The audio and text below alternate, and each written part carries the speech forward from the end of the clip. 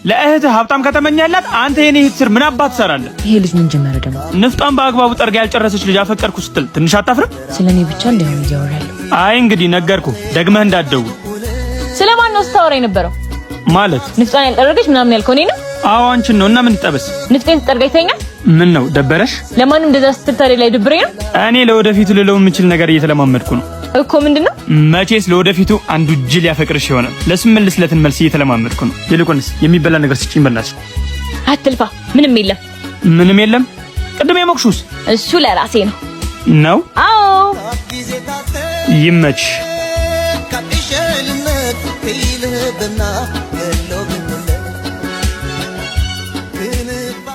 ቆይ ባልሰራልሽ አሳይሻለሁ።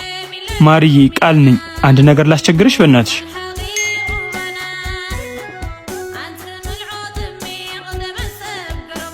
ምን ነው ቃልዬ? ምን ሆንሽ? በጣም ከፍቶኛል። እርዳታሽ ያስፈልገኛል። ቤት ኮንሽ ትመጫለሽ እኮ። ምን ሆንሽ ነው? ሲጀመር በማን ስልክ ነው ቴክስት የምታደርጊው? ስትመጪ እነግርሻለሁ። ሰፈር ቁሜ እጠብቅሻለሁ። መጣሁ። እሺ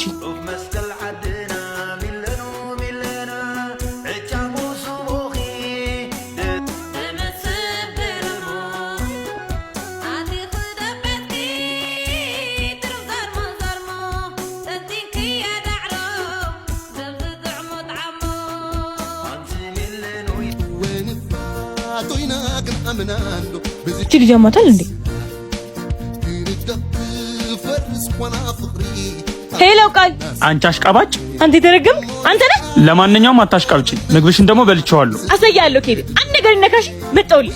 ብትመጪ ባትመጪ አሁንማ አለቀኩ። ምን ችግር አለው?